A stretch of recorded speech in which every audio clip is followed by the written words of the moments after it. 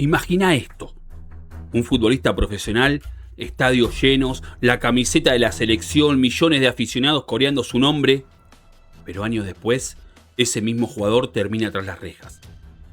La historia del fútbol mexicano han existido varios casos impactantes de jugadores que pasaron de las canchas a la cárcel. Uno de ellos fue arrestado por no pagar la manutención de su hijo. Otro terminó sentenciado a 75 años de prisión por secuestro. Y uno más fue acusado de un delito que conmocionó a todo el fútbol mexicano. Hoy te voy a contar la historia de 3 futbolistas de la Liga MX que estuvieron en prisión. Algunos lograron salir, pero otros jamás volverán a pisar una cancha. Cristian Hobbit Bermúdez. Cristian Bermúdez, mejor conocido como el Hobbit, un mediocampista ofensivo, talentoso, que se convirtió en una de las grandes figuras del Atlante. Debutó en 2006 y muy pronto se ganó el cariño de la afición. Su habilidad con el balón y su velocidad lo llevaron a ser una pieza clave del equipo que ganó el título de la Liga MX en 2007. Incluso conquistó la Conca Champions en 2009. Su talento era tan evidente que clubes europeos mostraron interés en ficharlo. Pero su carrera comenzaría a cambiar cuando llegó al Club América en 2011. Ahí su rendimiento empezó a bajar y poco a poco fue pensando por equipos de menor nivel. Pero el golpe más duro de su vida no llegaría dentro de la cancha, sino en un tribunal. En 2016, cuando jugaba para el Puebla, Bermúdez fue detenido por la policía. La razón: una demanda de su ex esposa. El futbolista fue acusado de no pagar la manutención de su hijo, acumulando una deuda de más de 3 millones de pesos. Por ese motivo fue enviado al reclusorio norte de la Ciudad de México. Durante sus primeros días en prisión, el propio jugador confesó que tenía mucho miedo. Sin embargo, algo inesperado ocurrió. Muchos internos lo reconocieron. Algunos incluso le pedían autógrafos y saludos para cuando saliera en la televisión. El Hobbit incluso llegó a participar en partidos de fútbol dentro de la cárcel. Después de 2 semanas, Bermúdez logró llegar a un acuerdo legal. Pagó lo correspondiente y finalmente recuperó su libertad.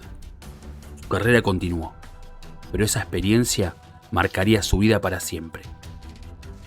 Pero si el caso del Hobbit fue polémico, el siguiente es mucho más oscuro.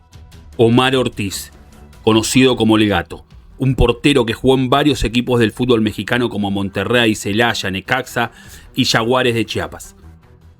En este último equipo vivió la mejor etapa de su carrera. En el torneo Clausura 2004 fue uno de los mejores porteros del campeonato, pero su historia cambiaría por completo en 2010.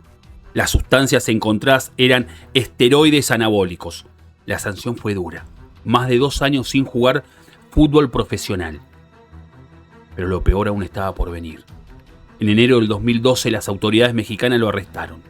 La acusación: participar en una banda de secuestradores. Según la investigación, Ortiz señalaba posibles víctimas para que el grupo criminal pudiera secuestrarlas. A cambio, recibía dinero. Incluso se habla de pagos de hasta 200,000 pesos por cada secuestro. Entre las víctimas estuvo incluso el esposo de la cantante Gloria Trevi. El caso sacudió al fútbol mexicano. Después de años de proceso judicial llegó la sentencia. En 2019, un juez lo declaró culpable de 3 secuestros. La condena fue devastadora: 75 años de prisión. Hoy, el exfutbolista cumple su sentencia en el penal de Cadereyta, en Nuevo León.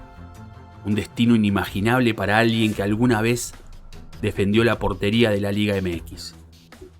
El tercer caso involucra a una verdadera leyenda del fútbol mexicano: Jesús Cabrito Arellano, ídolo del Monterrey, mundialista con México en el 98, 2012 y 2006.